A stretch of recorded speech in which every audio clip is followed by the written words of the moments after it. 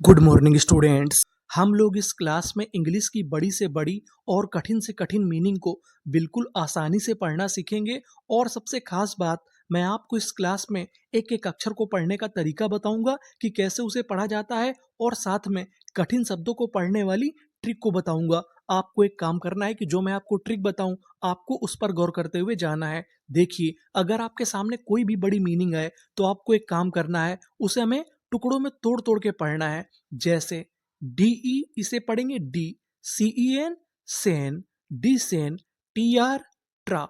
अब आपको गौर करना है ए पे। मैं आपको बता दूं कि जो हमारा ए होता है वो इंग्लिश में ज्यादातर एक ही मात्रा का काम करता है और ए की मात्रा का काम करता है, और कभी कभार आ का काम करता है। यहाँ पर जो हमारा ए है वो एक ही मात्रा का काम करेगा। तो इतनी मीनिंग क्या बनी? D Sen tray, L I, इसे यहाँ पर पढ़ेंगे लाई, जेड ए, इसे पढ़ेंगे जे। यहां पर जो हमारा ए है वो एक ही मात्रा का काम करेगा, T I O N.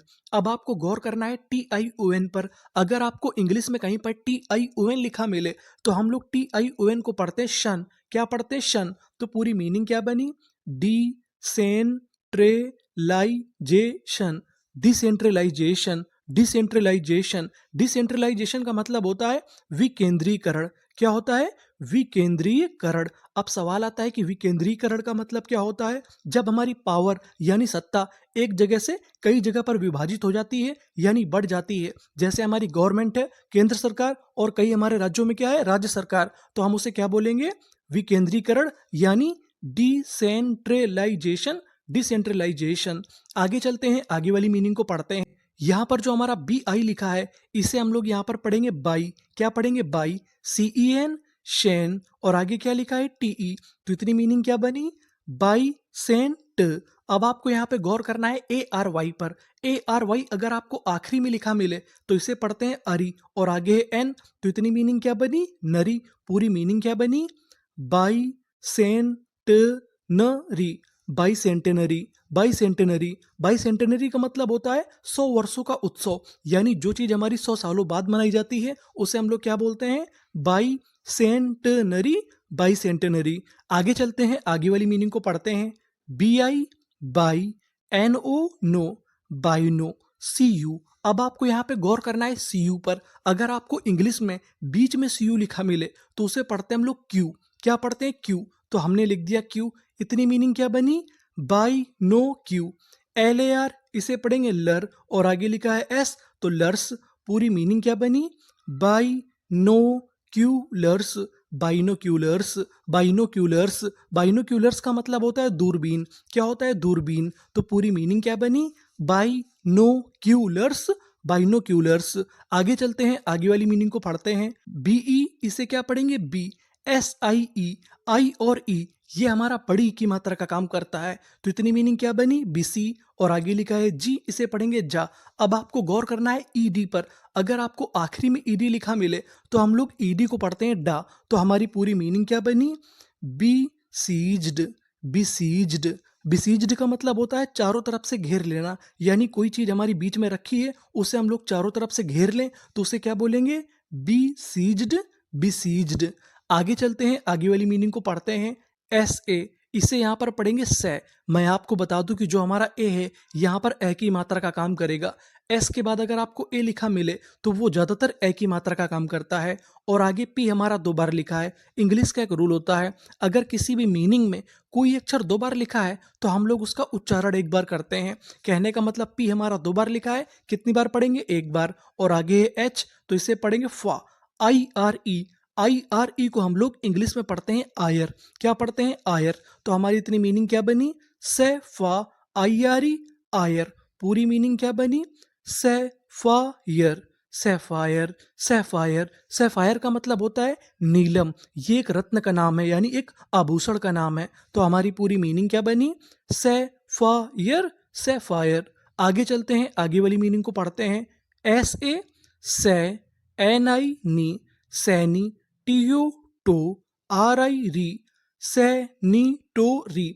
UM, UM को हम लोग पढ़ते हैं अम। अगर आपको आखिरी में यूएम लिखा मिले तो आपको क्या पढ़ना है? अम। तो हमारी पूरी मीनिंग क्या बनी? सैनिटोरियम, सैनिटोरियम, सैनिटोरियम, सैनिटोरियम का मतलब होता है आरोग्यशाला। क्या होता है? आरोग्यशाला। आरोग्यशाला का मतलब होता है जहाँ पर हमारी आयुर्वेदिक दवाएं रखी रहती हैं, उसे क्या बोलते हैं? Sanatorium, sanatorium. आगे चलते हैं, आगे वाली मीनिंग को पढ़ते हैं। SAU। अब आपको गौर करना है AU पर। AU को हम लोग इंग्लिश में पढ़ते हैं ओ। क्या पढ़ते हैं? ओ। तो इतनी मीनिंग क्या बनी? सौ। और अगेन है सॉन, TER, इसे पढ़ेंगे टर। मैं आपको बता दूं, ER को पढ़ते हैं अर, और आगे लिखा है TER, तो बन गया टर। तो हमारी पूरी मीनिंग क्या बनी? सॉन्टर, सॉन्टर, सॉन्टर। सॉन्टर का मतलब होता है मटर गश्ती करना। क्या होता है? मटर गश्ती करना, यानी ऐसे वैसे घूमना। तो पूरी मीनिंग सॉन्टर, सॉन्टर। आगे चलते हैं, आगे वाली मीनिंग को पढ़ते हैं। SA, इसे क्या पढ़ना है? श। और आगे N है शैन, C, इसे यहां पर पढ़ेंगे का। शैंक, TIUN, इसे क्या पढ़ते थे? शन। तो हमारी पूरी मीनिंग क्या बनी? शैंक शन, सैंक्शन, सैंक्शन। सैंक्शन का मतलब होता है आज्ञा देना। क्या होता है? आज्ञा देना। तो हमारी पूरी मीनिंग क्या बनी? Sanction, sanction. आगे चलते हैं, आगे वाली मीनिंग को पढ़ते हैं। अब आपको गौर करना है PRO पर। अगर आपको इंग्लिश में कहीं पर PRO लिखा मिले तो आपको PRO को पढ़ना होता है प्रो। इसे हम लोग प्रो नहीं पढ़ते, इसे क्या पढ़ते हैं? प्रो। आगे लिखा है BA, इसे पढ़ेंगे बै।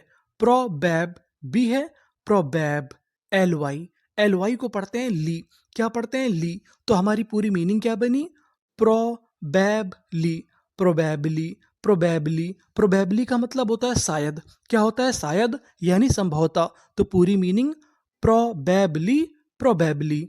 आगे चलते हैं, आगे वाली मीनिंग को पढ़ते हैं। PRO, इसे क्या पढ़ना था हमें? Pro.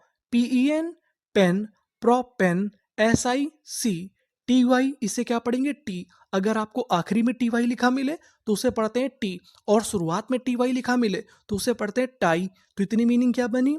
Propensity, propensity, propensity. Propensity का मतलब होता है झुकाव। क्या होता है? झुकाव, यानी किसी के प्रति लगाव हो जाए, अट्रैक्शन हो जाए, झुकाव हो जाए, उसे क्या बोलते हैं? Propensity, propensity. आगे चलते हैं, आगे वाली मीनिंग को हम लोग पढ़ते हैं। PUR, यहाँ पर जो हमारा PUR है उसे पढ़ेंगे पर। यहाँ पर जो हमारा U लिखा है वो आ का काम करेगा। वैसे तो U हमारा ऊ की मात्रा का काम करता है, लेकिन यहाँ पर किसका काम करेगा? आ का। तो इतनी मीनिंग पर। SU, सु। तो इतनी मीनिंग पर शु। ANCE, अब आपको गौर करना है ANCE पर। अगर आपको इंग्लिश में कहीं पर ANCE लिखा मिले तो हम लोग उसे पढ़ते हैं एंस। क्या पढ़ते हैं? एंस। तो हमारी पूरी meaning pursuance, pursuance, pursuance. Pursuance का मतलब होता है पालन करना, यानी किसी चीज को मानना, उसे हम लोग क्या बोलते हैं? Pursuance, pursuance. आगे चलते हैं, आगे वाली मीनिंग को पढ़ते हैं। MI, मी। RA, रे, मेरे। CU, मैंने आपको बताया था कि CU बीच में लिखा हो तो उसे क्या पढ़ना है? क्यू। मी रे क्यू। LOUS, इसे पढ़ेंगे लस। क्योंकि मैं बता दूं, जो हमारा OUS होता है उसे हम लोग इंग्लिश में पढ़ते हैं अस। क्या पढ़ते हैं? अस। तो इतनी मीनिंग क्या बनी? लस। LY को पढ़ते थे ली। तो पूरी मीनिंग मिरेक्यूलसली, मिरेक्यूलसली, मिरेक्यूलसली। मिरेक्यूलसली का मतलब होता है अजीबोगरीब तरीके से, यानी कोई चीज अजीबोगरीब तरीके से हो जाए उसे क्या बोलते हैं? मिरेक्यूलसली, मिरेक्यूलसली। आगे चलते हैं, आगे वाली मीनिंग को पढ़ते हैं। MI, मी। NI, नी, मिनी। और आगे ए लिखा है ए। TURE, अब आपको गौर करना है TURE पर। अगर आपको इंग्लिश में कहीं पर TURE लिखा मिले तो आपको TURE को पढ़ना है चर। क्या पढ़ना है? चर। और आगे S है तो चर्स। पूरी मीनिंग क्या बनी? Miniatures, miniatures, miniatures. मिनिएचर्स का मतलब होता है सूक्ष्म चित्र, यानी जो हमारे छोटे छोटे चित्र होते हैं उसे क्या बोलते हैं? मिनिएचर। आगे चलते हैं, आगे वाली मीनिंग को पढ़ते हैं। CLE, इसे क्या पढ़ेंगे हम लोग? क्ली। और आगे ए लिखा है ए। RANCE, मैंने आपको बताया था कि ANCE को क्या पढ़ना है हमें? एंस। और आगे आर है रेंस। पूरी मीनिंग क्लिएरेंस, क्लियरेंस, क्लियरेंस। क्लियरेंस का मतलब होता है अनुमति मिल जाना, यानी आपको कोई काम करना है, आपको अनुमति मिल जाए तो आप क्या बोलेंगे? Clearance, clearance.